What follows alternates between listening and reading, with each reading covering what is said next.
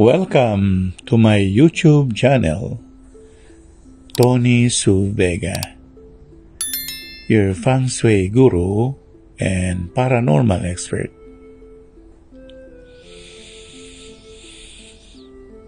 Bago tayo magpatuloy sa ating content, nagsha-shoutout ako sa aking lahat ng mga subscribers, likers, tsaka followers.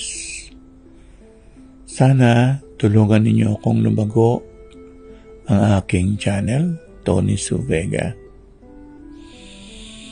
At magbungkay rin kayo sa comment kung ano pang improvement ang gusto nyo para makapag-adjust tayo. At kung gusto nyo magpa-shoutout, palagi natin gagawin yan. Shoutout sa mga estudyante ko sa feng shui lessons.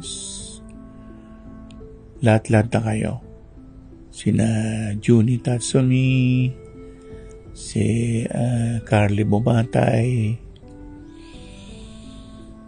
si Ronnie Serpa pala, lagi nang ko-comment, si Christian Cadelinia.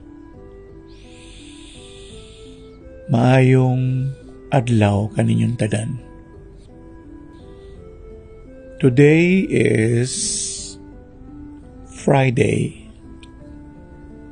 October 20, 2023, and it is the day of the pig.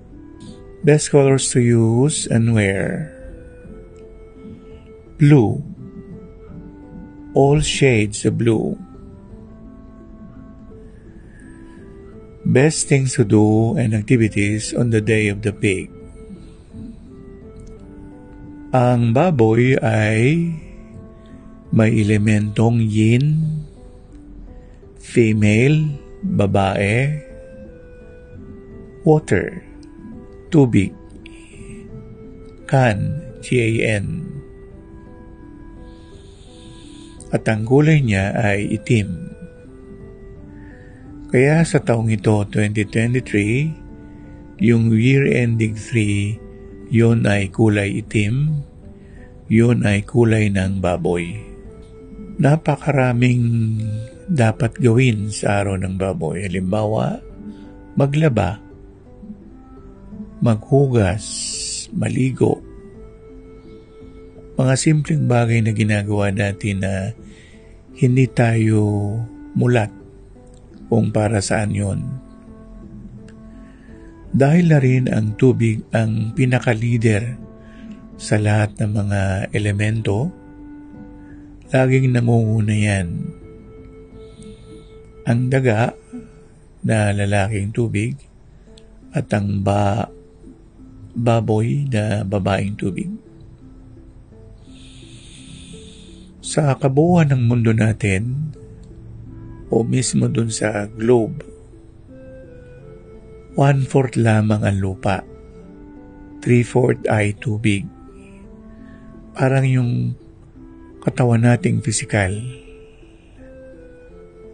Ang kabuuan ng ating katawang pisikal ay puro tubig, pawis, mucus,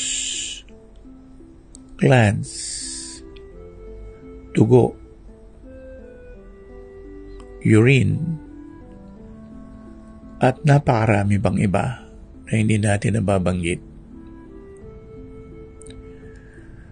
Kung gayon, kung ang tubig ay ang leader ng mga elemento, kailangan sa bahay natin o pamamahay natin, kahit na siya pa ay isang condominium unit, kailangan mo na mayroon kang tubig. Sa period 9, dumadating ang energies na ito, yan yung energy ng katuwang ng mountain form na apoy. Ang mountain form nasa south, ang water form ay nasa north.